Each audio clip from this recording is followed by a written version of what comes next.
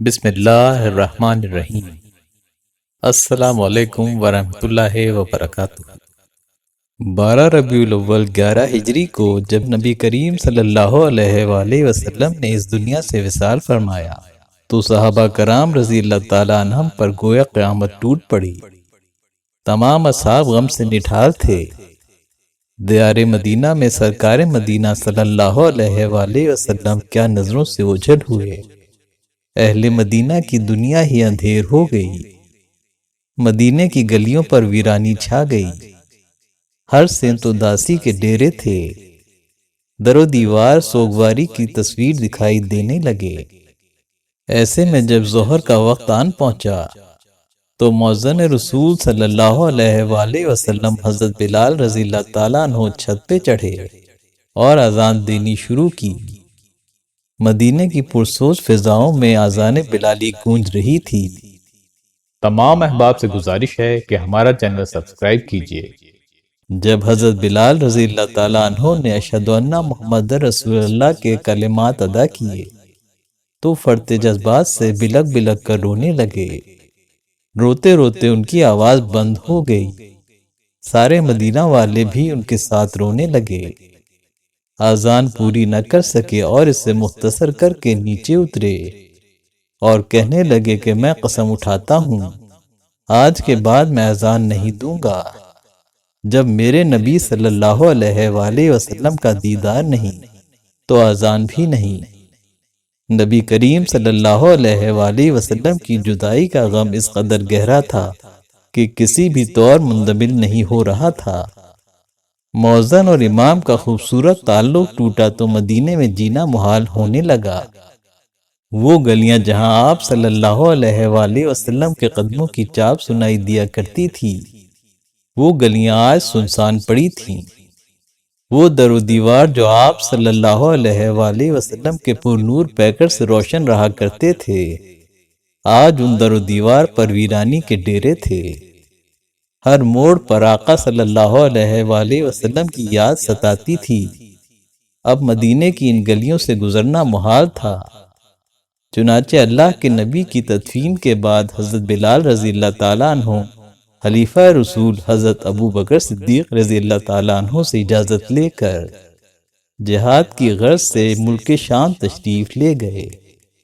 نبی کی یادیں دل میں بسائے 6 ماہ کا عرصہ گزر گیا لیکن کسی صورت چین و قرار نہ تھا۔ ان کے تصور میں بس مدینہ ہی مدینہ تھا۔ ایک رات خواب میں اللہ کے نبی صلی اللہ علیہ وآلہ وسلم کی زیارت نصیب ہوئی۔ آپ صلی اللہ علیہ وآلہ وسلم فرما رہے تھے اے بلال یہ کیسی بے وفائی، ہم سے ملنا ہی چھوڑ دیا، ہمارے پاس آنا ہی چھوڑ دیا، کیا تمہارے لیے وہ وقت نہیں آیا کہ ہماری زیارت کرو؟ آنکھ کھلی تو ان کو یوں لگا جیسے اللہ کے نبی زندہ ہیں اور ان کو یاد فرما رہے ہیں۔ لبیک یا رسول اللہ کا نعرہ بلند کیا۔ گزشتہ زندگی کے پرلطف زمانے آنکھوں میں گھومنے لگے۔ عشق و محبت کے مرجھائے ہوئے زخم پھر ہرے ہو گئے۔ اسی وقت سواری تیار کی اور مدینہ کے سفر پر روانہ ہو گئے۔ اونٹنی کو اتنا تیز بھگایا کہ 21 دن کا سفر فقط 7 دن میں طے کیا۔ صرف نماز اور حاجت کے علاوہ راستے میں کہیں قیام نہ کیا، اور اونٹنی بھگاتے بھگاتے 8ویں دن جب مدینہ پہنچے تو فرتے جذبات سے چلانے لگے یا رسول اللہ صلی اللہ علیہ وآلہ وسلم میں حاضر ہوں۔ ان کو یہ بھول ہی گیا تھا کہ آپ صلی اللہ علیہ وآلہ وسلم تو اس دنیا سے پردہ فرما چکے ہیں۔ دوڑتے دوڑتے جب مسجد نبوی کے قریب پہنچے تو روضہ مبارک سامنے تھا۔ کہنے لگے کہ یا رسول اللہ صلی اللہ علیہ وآلہ وسلم میں تو حاضر ہوں، آپ کہاں ہیں؟ غش کھا کر قبر پر گر گئے۔ اہل مدینہ میں یہ خبر جنگل کی آگ کی طرح پھیل گئی کہ مؤذن رسول حضرت بلال مدینہ واپس تشریف لے آئے ہیں۔ سب نے بڑے خلوص و محبت کے ساتھ ان کا استقبال کیا۔ حضرت بلال کے مدینہ منورہ پہنچنے پر فطری طور پر اہل مدینہ کے دلوں میں یہ خواہش پیدا ہوئی کہ نبی کریم صلی اللہ علیہ وآلہ وسلم کی حیات مبارکہ میں حضرت بلال جس طرح نماز کے لیے اذان دیا کرتے تھے اسی طرح پھر سے اذان دیں۔ لیکن سب کو معلوم تھا کہ حضرت بلال قسم اٹھا چکے ہیں کہ اب کبھی اذان نہیں دیں گے۔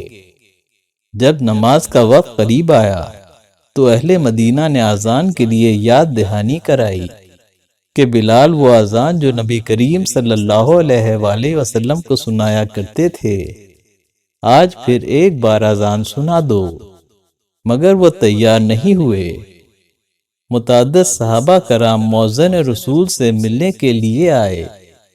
سلام دعا کے بعد سب نے درخواست کی، لیکن وہ سب سے معذرت کرتے رہے کہ اب اذان دے نہیں سکوں گا۔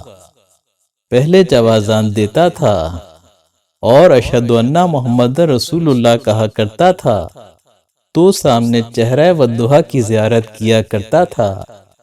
آج جب اذان دوں گا اور دیدار مصطفیٰ سے محروم رہوں گا تو میرا دل یہ درد برداشت نہیں کر پائے گا، مجھے اس فرمائش سے معاف رکھو۔ صحابہ کرام کے مسلسل اصرار پر بھی جب حضرت بلال کا انکار اقرار میں تبدیل نہ ہو سکا تو صحابہ کرام نے نبی کریم صلی اللہ علیہ وآلہ وسلم کے دونوں نواسوں حضرت حسن رضی اللہ تعالیٰ عنہ اور حضرت حسین رضی اللہ تعالیٰ عنہ سے درخواست کی کہ آپ دونوں جگر گوشہ رسول ہیں، آج آپ دونوں جا کر بلال سے سفارش کریں کہ وہ اذان دیں، تو یقیناً بلال آپ دونوں کی بات رد نہیں کریں گے۔ اس وقت حضرت امام حسین رضی اللہ تعالیٰ عنہ 6 سال کے تھے اور حضرت امام حسن رضی اللہ تعالیٰ عنہ 7 سال کے معصوم بچے تھے۔ یہ دونوں بھائی حضرت بلال رضی اللہ تعالیٰ عنہ کے سامنے جا کر کھڑے ہو گئے تو فرط محبت کے ساتھ انہوں نے نبی کریم صلی اللہ علیہ وآلہ وسلم کے دونوں شہزادوں کو سینے سے لگا لیا۔ حضور صلی اللہ علیہ وآلہ وسلم کے ننھے نواسوں نے ان سے فرمائش کرتے ہوئے کہا کہ چچا جان آپ سے ایک گزارش ہے۔ حضرت بلال نے پوچھا کہ بچوں تم پر تو میری جان بھی قربان ہے، گزارش نہیں تم حکم کرو۔ اس پر وہ دونوں کہنے لگے کہ آپ ہمارے نانا جان کے لیے اذان دیا کرتے تھے۔ فرمایا ہاں دیا کرتا تھا۔ تو وہ کہنے لگے آج ایک بار ہمارے لیے پھر وہی اذان سنا دیجئے۔ گو کہ حضرت بلال رضی اللہ تعالیٰ عنہ قسم اٹھا چکے تھے کہ رسول اللہ صلی اللہ علیہ وآلہ وسلم کے بعد وہ اب اذان نہیں دیں گے، تاہم ان شہزادوں کی فرمائش کو رد نہ کر سکے اور فرمایا ٹھیک ہے بیٹا، آج میں اذان دوں گا۔ میں نے قسم کھائی تھی کہ آئندہ کبھی اذان نہیں دوں گا، مگر تم دونوں پر میری جان بھی قربان ہے۔ قسم تو بہت چھوٹی سی چیز ہے، میں قسم کا کفارہ دے دوں گا۔ لہٰذا وہ اذان دینے کے لیے چھت پر چڑھے۔ یہ ایک انصاری عورت کا گھر تھا جس کی چھت پہ چڑھ کر وہ نبی کریم صلی اللہ علیہ وآلہ وسلم کے زمانے میں اذان دیا کرتے تھے۔ اہل مدینہ دم بخود نظروں سے وہ منظر دیکھ رہے تھے۔ سانسیں گویا رک سی گئی تھیں کہ آج بلال تو ہیں، رسول اللہ صلی اللہ علیہ وآلہ وسلم نہیں ہیں۔ آج اذان بلالی تو ہوگی لیکن رسول اللہ صلی اللہ علیہ وآلہ وسلم کی جھلک نہ ہوگی۔ کانوں میں انگلیاں دے کے جو ہی اللہ اکبر کہہ کر نعرہ تکبیر بلند کیا تو اذان کی یہ پرسوز آواز مدینہ طیبہ میں گونج گئی۔ سارے مدینہ میں کوہرام مچ گیا، سرزمین مدینہ پر لرزہ طاری ہو گیا۔ عورتیں، مرد، بوڑھے، بچے، جوان سب روتے ہوئے ننگے پیر گھروں سے باہر نکل آئے۔ آج اذان بلالی نے سب کو زمانہ نبوت کی یاد دلا دی۔ مسجد نبوی لوگوں سے بھر گئی۔ سرکار دو عالم صلی اللہ علیہ وآلہ وسلم کی یاد سے دل بیتاب ہو کر تڑپ اٹھے۔ ننھے بچے اپنی ماؤں سے لپٹ کر پوچھنے لگے حضرت بلال تو آ گئے، ہمارے آقا کریم صلی اللہ علیہ وآلہ وسلم کب تشریف لائیں گے؟ اس کے بعد نعرہ توحید اشہد ان لا الہ الا اللہ کی گونج نے اس کو اور بھی پر عظمت بنا دیا۔ یہ آذان بلالی ان کی پچھلی ساری آذانوں سے بالکل مختلف تھی۔ سوز و ساز کی حلاوت تو اس سے قبل بھی ان کی آواز میں معجزن تھی، مگر اس آذان میں سوز و ساز کے ساتھ درد و گداز بھی شامل ہو گیا تھا۔ لیکن جب اشہد ان محمد رسول اللہ کا نعرہ بلند کیا تو بے ساختہ نگاہیں ممبر پاک پر جا کر ٹھہر گئیں۔